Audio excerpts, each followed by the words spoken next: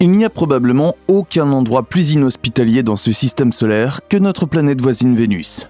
Souvent appelée planète sœur de la Terre, cette planète rocheuse est complètement différente de notre belle patrie. Sur Vénus, il fait plus chaud que sur Mercure, et ce, bien qu'elle soit plus éloignée du Soleil que Mercure. La pression à la surface de Vénus est à peu près aussi forte qu'à 1000 mètres sous l'eau sur Terre. Elle écraserait littéralement un être humain à la surface de Vénus.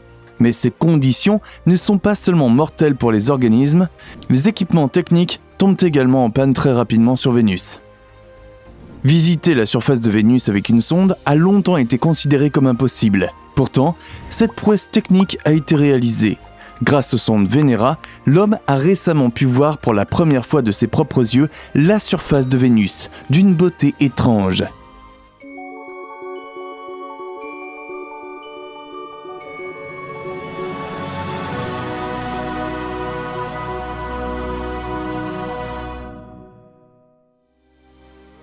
Vénus. Bien que Vénus porte le nom de la déesse romaine de l'amour et de la beauté, la deuxième planète du système, vue du Soleil, est un endroit infernal. Des températures de surface de près de 900 degrés Fahrenheit, une atmosphère enrichie en toxines et une pression 90 fois plus forte que sur Terre font de Vénus un corps céleste désagréable de notre système solaire dont on ne veut vraiment pas s'approcher. Néanmoins, les astronomes et les physiciens ont naturellement voulu explorer notre planète sœur et ont dû trouver des idées pour y parvenir.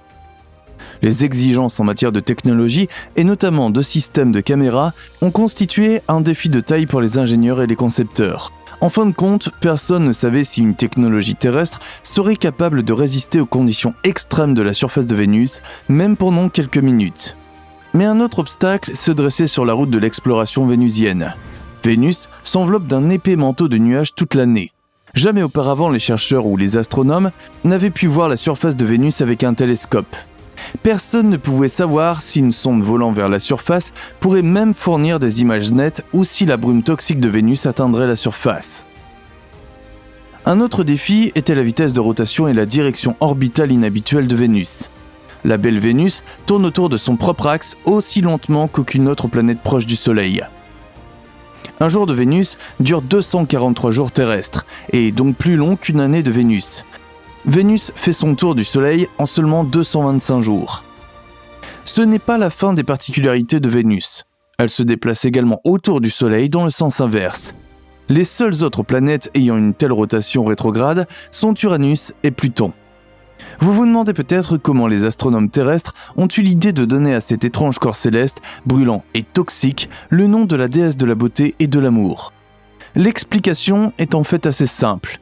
Les planètes intérieures étaient déjà connues dans l'Antiquité, car elles pouvaient être facilement observées avec des télescopes les plus simples et, comme dans le cas de Vénus, également à l'œil nu. Vénus brille au moins 7 fois par an comme l'étoile du soir, le phénomène le plus brillant après la Lune dans le ciel nocturne. Si vous avez déjà observé Vénus vous-même, vous avez pu constater que cette planète ressemble à un diamant étincelant pour nous, terriens. Les Romains ne pouvaient pas connaître sa toxicité il y a plusieurs milliers d'années, lorsqu'ils ont donné à la planète le nom de leur déesse de l'amour. Cependant, au milieu du siècle dernier, on savait déjà qu'un vol de sonde vers Vénus ne serait pas facile. Et voici maintenant une autre particularité de Vénus. Les pionniers de l'exploration de Vénus ne sont pas les États-Unis et la NASA. Les meilleures et jusqu'à présent uniques photos de Vénus ont été prises par le projet spatial de la Russie. Les fascinantes images panoramiques que nous allons vous montrer ne datent pas non plus du XXIe siècle. L'incroyable technologie a été développée par des ingénieurs et des techniciens russes dans les années 1960 et 1970. Le programme Venera. Dans les années 1960, une véritable course entre les grandes nations que sont les États-Unis et la Russie, qui s'appelait alors l'Union soviétique, a eu lieu. Les Russes ont envoyé le premier humain dans l'espace, Youri Gagarin, le 12 avril 1961. En 108 minutes, le premier astronaute de l'histoire de l'humanité s'est mis en orbite autour de la Terre et est revenu sain et sauf sur Terre. En outre, les Russes construisaient déjà une première station spatiale habitée dans les années 1960, ce qui a naturellement suscité la colère des États-Unis et les a incités à conquérir la Lune le plus rapidement possible. Autre programme très réussi de cette période de la course à l'exploration spatiale, les sondes Vénus des astrophysiciens russes. En Russie, la déesse de la beauté s'appelle Vénéra, et les sondes envoyées sur Vénus dans les années 1960, 1970 et 1980 étaient les Vénéra 1 à 16. Les vols spatiaux russes ont d'abord connu de durs revers avant que les sondes Vénéra ne livrent des images qui restent légendaires à ce jour. Vénéra 1 et 2 sont passés juste à côté de Vénus. Vénéra 3 a vraisemblablement touché la planète, mais les techniciens ont perdu le contact avec la sonde avant qu'elle ne pénètre dans l'atmosphère. Le 8 octobre 1967, Vénéra 4 est entré dans l'atmosphère de Vénus et a transmis des données pendant 96 minutes jusqu'à ce que la sonde tombe en panne à une altitude de 24,96 km au-dessus de la surface de Vénus. Les sondes suivantes subiront le même sort, certaines atteignant la surface mais ne pouvant résister longtemps en conditions infernales. Les ingénieurs russes ne se sont pas découragés pour autant. Ils ont continué à améliorer les sondes et n'avaient rien de moins en tête que d'équiper les prochaines sondes d'une technologie de caméra si avancée qu'elles seraient capables de fournir des images panoramiques très nettes de la surface vénusienne. La technologie inhabituelle des sondes Vénéra. La prouesse technique des sondes Vénéra est toujours considérée comme un des premiers exploits des voyages spatiaux.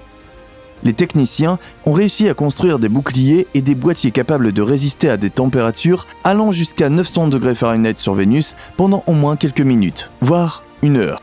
Les technologies de mesure, de radio et d'enregistrement d'images figurent aujourd'hui encore parmi les équipements techniques les plus sensibles.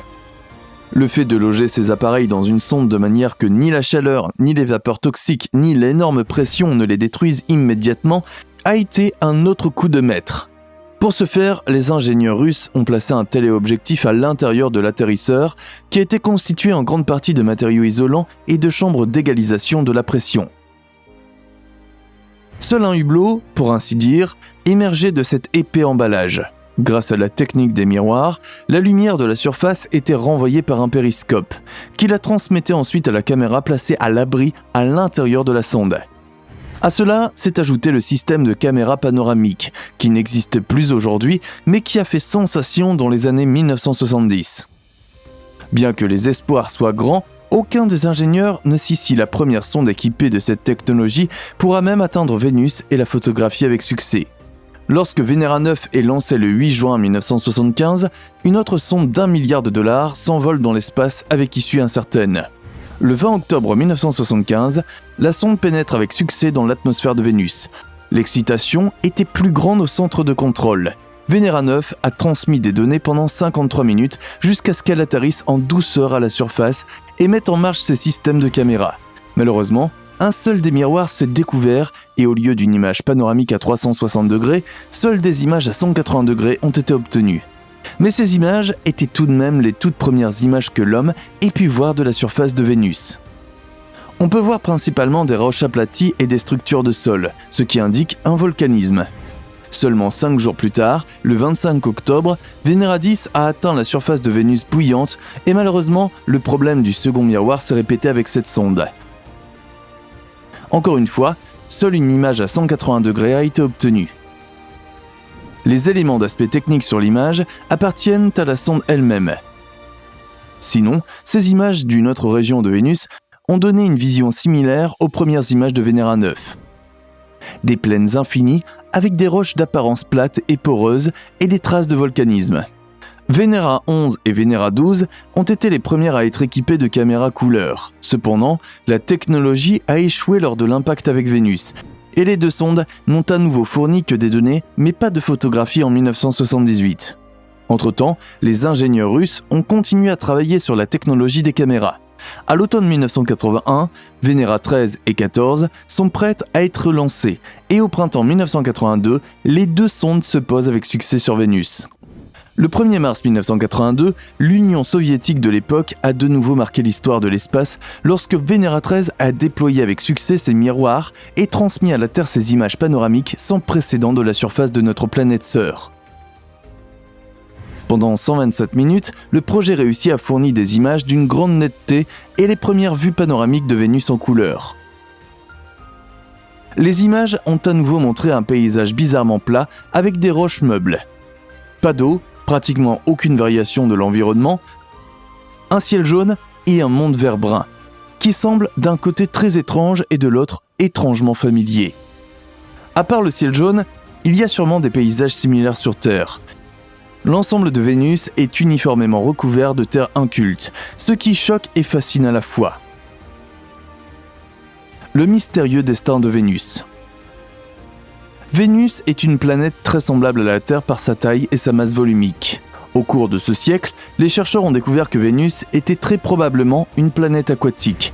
Il y a plusieurs millions d'années, elle avait une atmosphère vraiment agréable, des températures modérées, et il se peut même que la vie ait existé sur Vénus. Aujourd'hui, il semble qu'un effet de serre incontrôlé, similaire à celui que nous connaissons aujourd'hui sur Terre, ait transformé cette planète en un désert inhospitalier.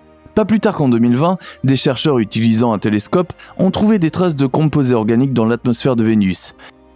Il pourrait s'agir de vestiges d'une ancienne vie sur Vénus. Depuis les fantastiques images des missions Venera, les explorations de notre planète sœur sont restées en sommeil. La NASA a préféré envoyer ses sondes vers d'autres planètes et les vols spatiaux russes sont restés longtemps en sommeil à partir de la fin des années 1980 pour des raisons économiques. Après l'apparition des traces de phosphine, une substance produite sur Terre uniquement par des microbes vivants, l'intérêt pour Vénus a repris. Le lancement d'une sonde de la NASA sur Vénus est prévu en 2029. La mission Da Vinci explorera l'atmosphère vénusienne sur une orbite sûre. L'atterrisseur Da Vinci Plus se posera sur la surface et livrera des photos. Mais la sonde ne sera pas équipée d'une caméra panoramique. On peut se demander si les images apporteront de nouvelles connaissances. Cependant, on peut dire aujourd'hui avec certitude que les images de Venera 13 et 14 resteront pendant longtemps les meilleures images de la surface de Vénus. Pour conclure cette vidéo, dites-nous ce que vous pensez de la performance technique inhabituelle des sondes Venera.